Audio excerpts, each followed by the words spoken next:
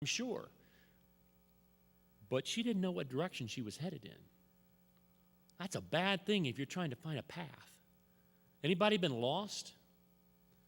Think about being lost, and I can speak authoritatively because I'm probably one of the worst people about following directions and getting lost. I just have a propensity to get lost.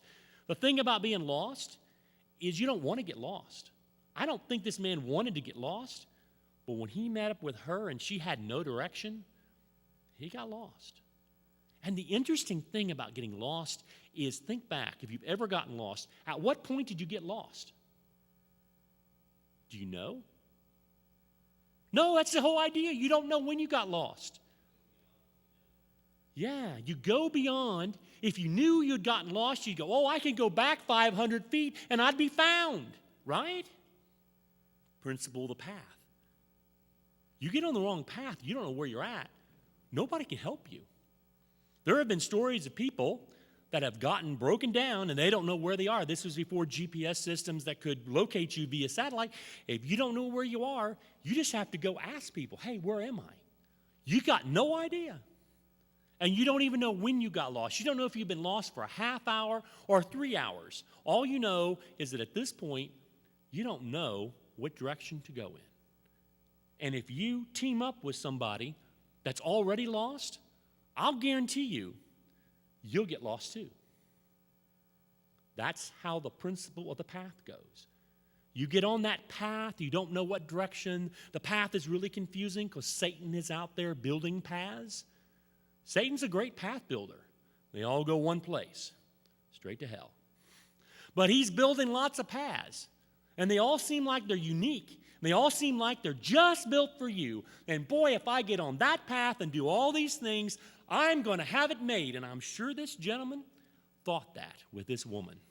Yeah, go ahead. For me, not knowing the whole book, I don't take this guy as an authoritative source because the Bible does teach us that we are to grow to a spiritual maturity. The things that may have been temptations to us 5 years ago should not be a temptation to us today. If you're on the right path. Not even being on the right path. I'm just saying being in faith. That if you are walking in faith, you may look at a temptation, but it is no longer the thing that causes you to go that direction. That's spiritual maturity. Absolutely. And discernment grows with us in the process of that spiritual maturity. And so, of course there's always grace and mercy that will take us care of us in the end.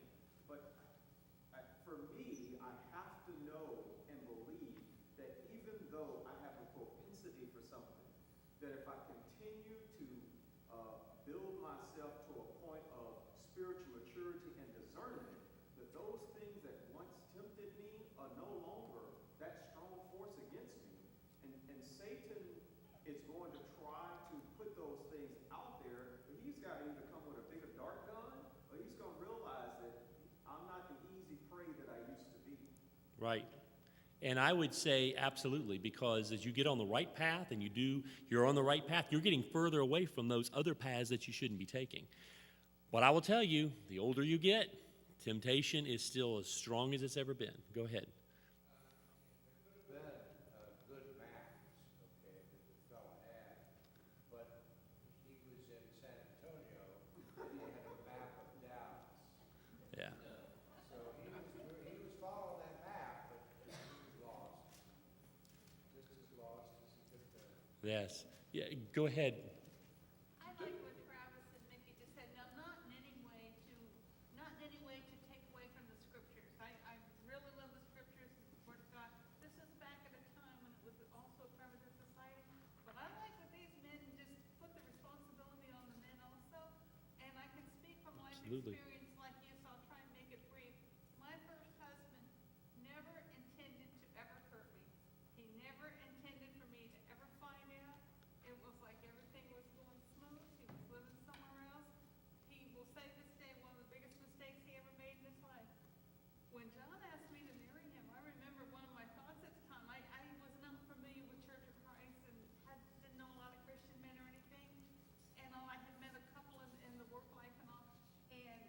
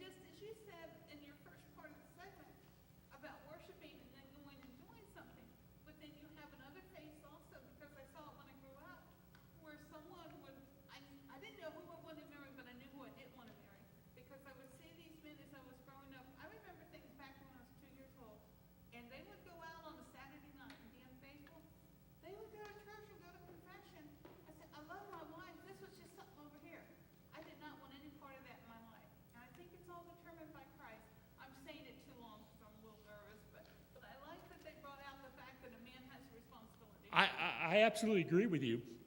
And jumping off of that remark, let's go on and keep reading in chapter 6, and you'll see that Solomon does put the responsibility on the man as well. He says, "My son, keep your father's command. Don't turn away from your mother's teaching."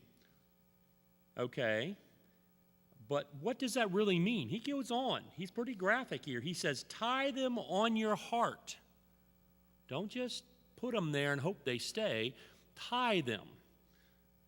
Put them around your neck.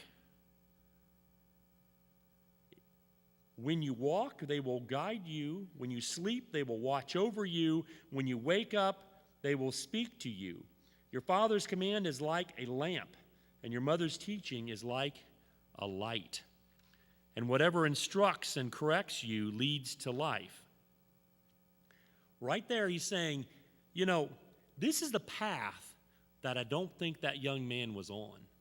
I don't think he had those things tied to him, or they would have been instructing him. Yes? This is more than just Yes. but we skipped right over 5:15 through 23. Because you didn't assign that to me. No, well, those passages Yes. We're just starting. But anyway, what I was going to say is 5:1 through 14 is just followed by 5:15 through 23, which talks about the marital relationship. Yes. So it's all part of the same thing. And then, of course, the entire culmination of the entire book is 31. Every bit of wisdom that we learn in the book is exemplified in this woman of substance. That's described in Absolutely. Chapter 31.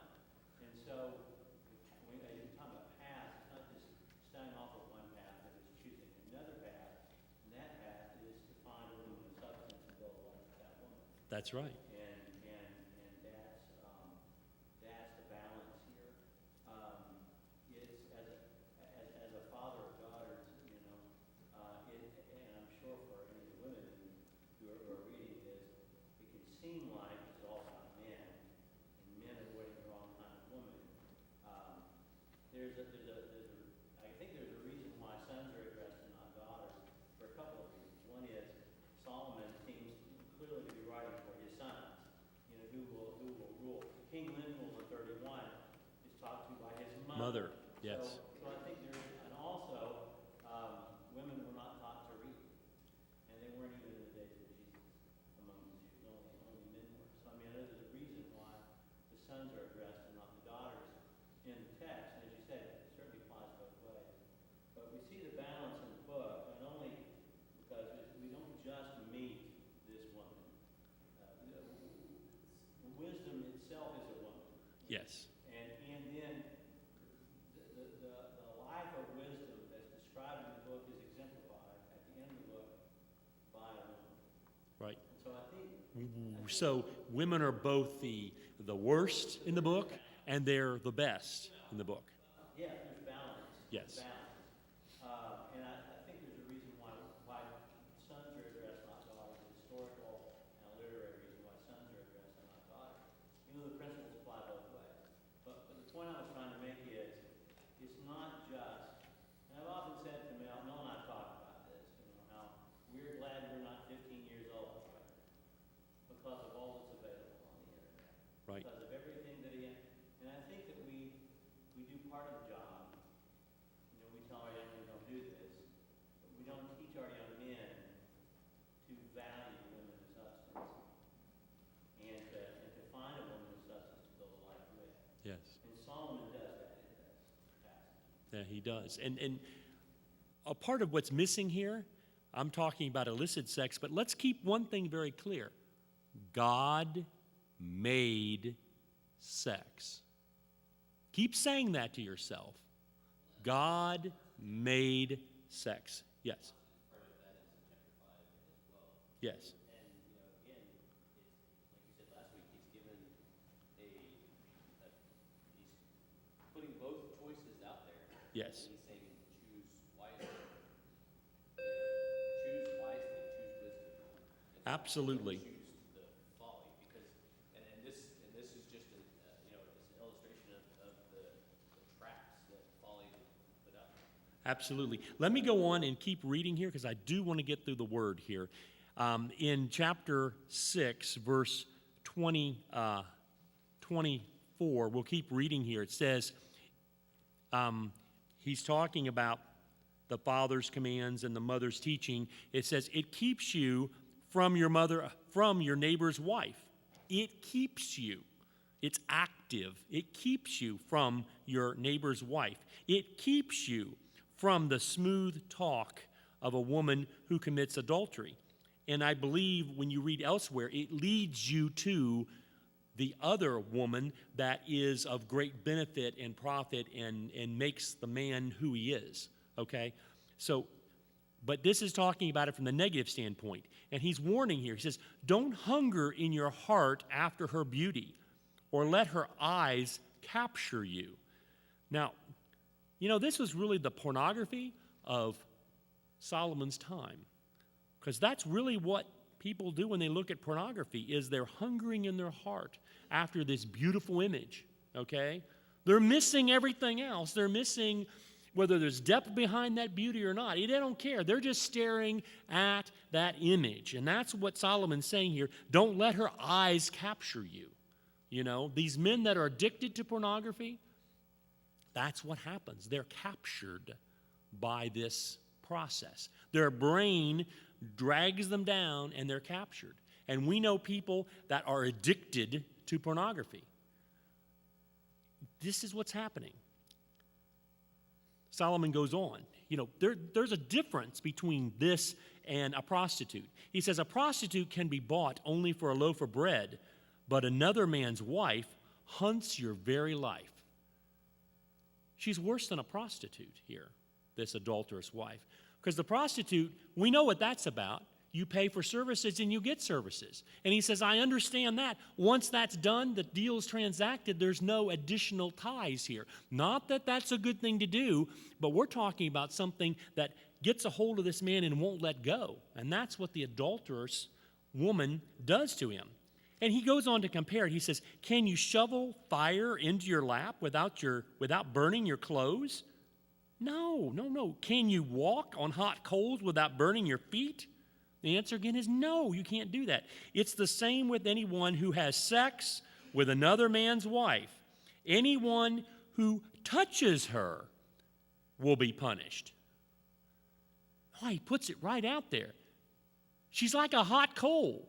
Don't even get close. You ever try to get close to a fire that's got a bunch of red hot coals? You don't even want to get close. You get about that far and you feel like you're cooking. That's what this woman is like.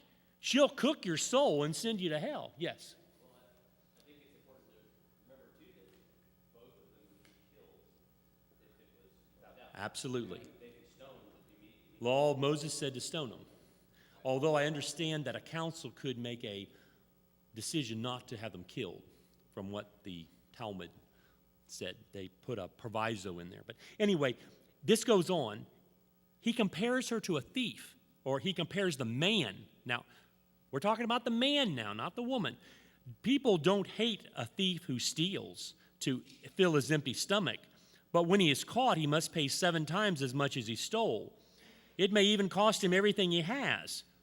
And then he talks about the man. He says, a man who commits adultery has no sense. I mean, at least the thief knows what he's about. This man who commits adultery has no sense. Anyone who does it destroys himself. You want to commit suicide? Go commit adultery. It'll destroy your life. Now, he goes on to explain that. He will be beaten up. Yeah, beaten up. He will be dishonored.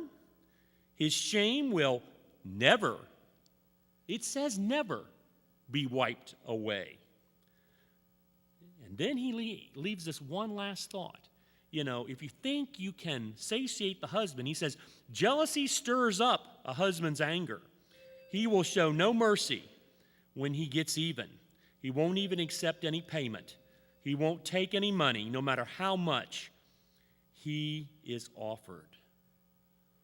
It's pretty sobering stuff. Once you stir up that husband, he's coming after you, and there's nothing you can do. You can run. You can't hide. He will find you. You'll lose your life. in this process. And you know what? The husband will be justified according to the law. Anyway, I just wanted to leave you with that tonight as we talk about the adulterous woman and the man that follows her in Proverbs. It's pretty graphic stuff, but I think we need to decide. Everybody in this room needs to decide now to stay on the path of sexual purity. Don't go down that street. Don't go past that house.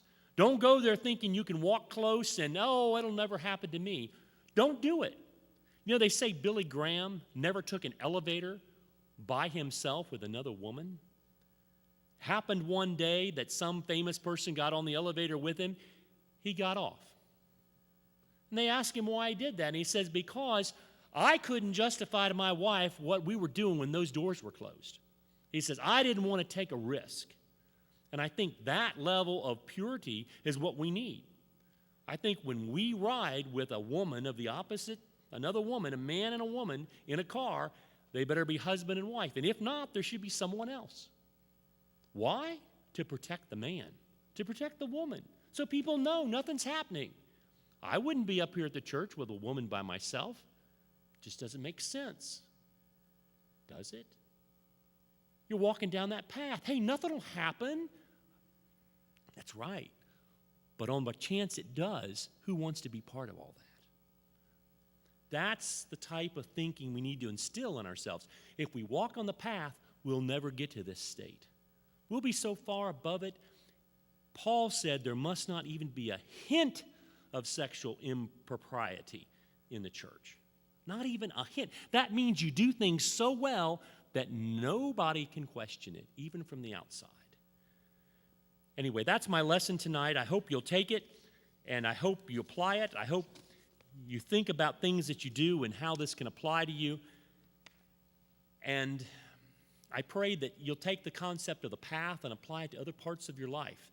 And look, when things aren't going right, start to say, what path am I on and why did this happen? Because the principle of the path, as we've seen here in Proverbs, applies not only to sexual purity, it applies to almost every aspect of life. Let's have a prayer as we close. Dear God, we ask that you be with us this week, that you help us to take these words to heart, that you help us to shape our lives around your Proverbs. We help us to take this wisdom and really understand it. Father, keep us from evil, keep us from temptation, and show us the right way always. Show us that path, Father, and defeat us, knock us off all the paths that lead elsewhere. Defeat us in our efforts to get on those paths, Father. Keep us safe. I pray in Jesus' name, amen.